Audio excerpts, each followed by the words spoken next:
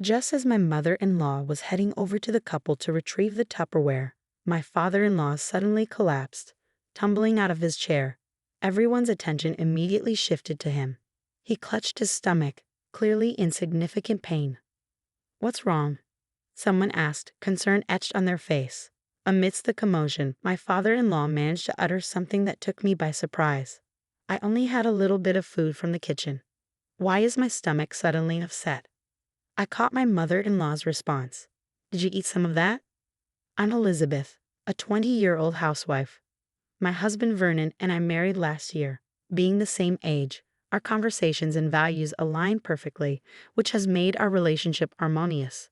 Our love has only deepened since we got married. However, there was one aspect that unsettled me slightly when we first got married. During our visit to my in-laws to offer our wedding greetings, I noticed my mother-in-law's rather traditional perspective. "When you get married, you come to live with us, right?" she had asked as though it were a given.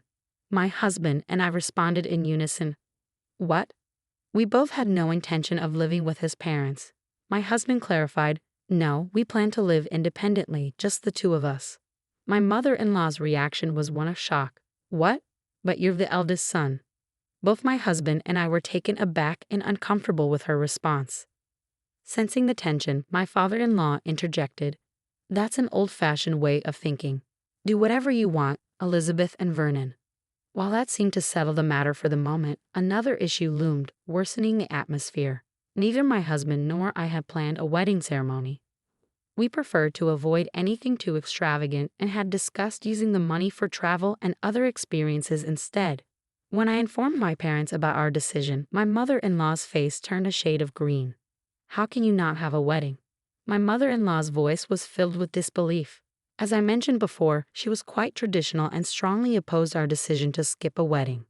"How will we explain to our relatives that the eldest son isn't having a wedding?" she demanded. To her, the eldest son's wedding was a significant event, and she couldn't accept any deviation from her beliefs. Fortunately, my father-in-law came to our rescue. "None of the relatives really care about the wedding," he said. "They just see it as a chance for a nice meal. In time, they'll forget there wasn't a wedding. If you two decide against it, that's perfectly fine." His understanding and respect for our wishes were a relief, sparing us from having to conform to my mother-in-law's traditional expectations.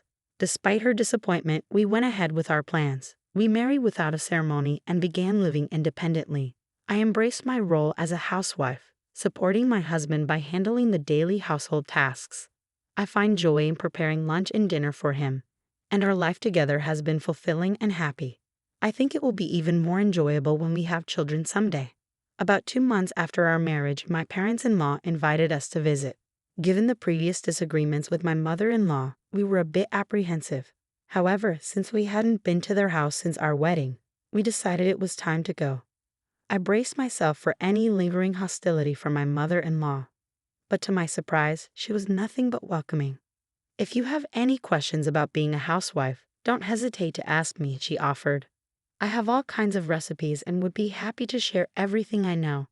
My mother-in-law, who loves cooking, often hosts gatherings for the neighbors. She proudly mentioned that her home parties are quite popular and that she holds them regularly. On this visit, I enjoyed a delicious home-cooked meal prepared by her. Both my father-in-law and mother-in-law were incredibly kind, and I felt reassured. My worries about the past disagreements melted away, and I realized I didn't need to be anxious anymore. I felt reassured, and my husband felt the same way. He believed that visiting his parents occasionally would be no problem. About 3 months later, my in-laws invited us to a dinner party at their house.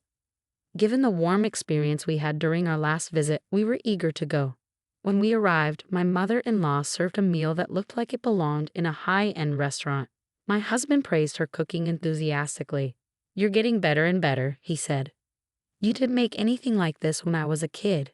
This dish is fantastic. Thank you for preparing such amazing food." My mother-in-law beamed with pride at his compliments and encouraged me to eat as much as I wanted. I enjoyed the evening, but later that night, I began to experience a severe stomachache. As I sat in the bathroom, I started to feel faint and weak. "Hey, Elizabeth, are you okay?" My husband's voice seemed to fade as I struggled to stay conscious. When I woke up, I was in a hospital bed. Apparently, my husband had called an ambulance and I was rushed to the hospital. The doctor couldn't determine the cause of my illness. They ruled out food poisoning and other common issues. The only suspicion I had was that the pasta I had for lunch might have had too much olive oil. I never did find out what caused my illness.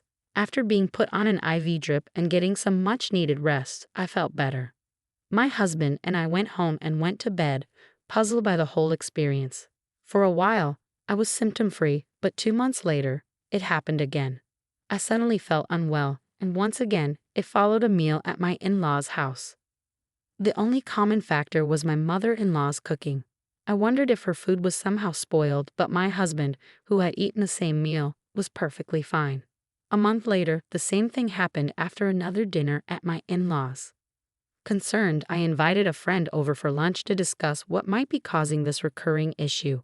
Could it be stress? She suggested. Her comment made me a bit anxious. I had always tried to be trusting and open-minded, but perhaps I had developed some nervousness around my mother-in-law. Plus, getting sick every time we visited her house was becoming a troubling pattern. My husband shared my concern. He suggested we should take a break from visiting my parents-in-law for a while. Though we didn't know the exact cause, it seemed clear that my symptoms were consistently linked to meals at my in-laws' house. My husband speculated that it might be related to my mother-in-law's cooking. I began to wonder if that might be the case. Afterward, my mother-in-law reached out several times, inviting us for dinner. My husband consistently declined the invitations, keeping my health in mind. However, we received another invitation for a dinner party that we couldn't easily refuse. My brother-in-law and his wife were coming to my in-laws' house to offer their wedding greetings. Although I was a bit anxious, as I had been feeling better by avoiding my in-laws' house, my husband assured me that I didn't need to eat much if I wasn't up for it. I decided to try to limit my intake as much as possible. On the day of the party, my mother-in-law greeted me with her usual warmth. As long as we engaged in conversation, I felt fine. Maybe it really was something wrong with the food. Later, my brother-in-law and his wife arrived and we had a pleasant chat. Meanwhile, my mother-in-law expertly prepared the dishes and the table began to fill with an array of beautifully presented and delicious-looking food.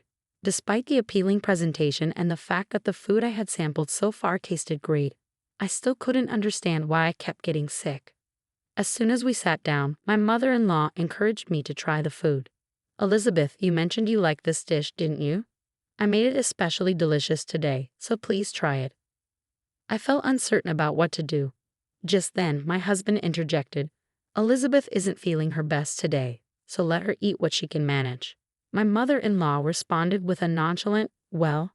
My mother-in-law set a small plate with a modest serving in front of me and asked, "This amount should be fine, right?" I was unsure of what to do when my brother-in-law spoke up. "Elizabeth, if you're not feeling well, you don't have to force yourself," he said. "I've already greeted you, so if you're feeling sick, don't hesitate to go home and rest." It turned out my husband had informed his brother and sister-in-law about my situation, and they were both aware of what was happening. Their concern was comforting. Seeing that she couldn't insist I eat, my mother-in-law said, "Well then, I'll pack it up in a Tupperware for you to take home." I was puzzled by her insistence, but I figured if I took it home, I wouldn't have to eat it anyway. I gratefully accepted, saying, "Okay, thank you very much." Just as my mother-in-law went to get the Tupperware, my father-in-law suddenly collapsed and fell from his chair. Everyone turned to see him clutching his stomach in apparent agony. "What's wrong with you?" someone asked. He hadn't even touched the food on the table yet. "What in the world is going on?" My father-in-law then said something that took us by surprise. "I just had a little bit of food from the kitchen. Why is my stomach suddenly upset?" I heard my mother-in-law's anxious response, "Did you eat some of that?" Without hesitation, my husband called for an ambulance. My mother-in-law accompanied my father-in-law to the hospital, leaving us in a state of shock at their house. I kept thinking about her earlier comment and realized that my brother-in-law's wife might have experienced something similar. "We should investigate the kitchen," I suggested, suspecting there might be a hidden issue. We went to the kitchen, where my mother-in-law had been preparing the food, and found something alarming. We immediately drove to the hospital where my father-in-law had been taken. At the reception desk, we learned which room he was in and went straight there. As we entered, we heard the doctor asking my mother-in-law if she had any idea what was wrong with her husband. She claimed she knew nothing about it. When we walked into the room, my mother-in-law looked flustered. "Oh, you all came here," she said, trying to dismiss our concerns. "It's all right. As long as I'm here, everything will be fine." But we were determined not to let this opportunity slip by. "I need to talk to you," I said firmly, walking up to her with my husband, brother-in-law, and his wife following.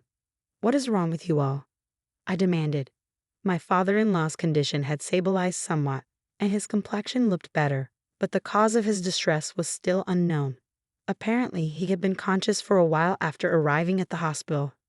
But after multiple trips to the bathroom, he became severely dehydrated and lost consciousness.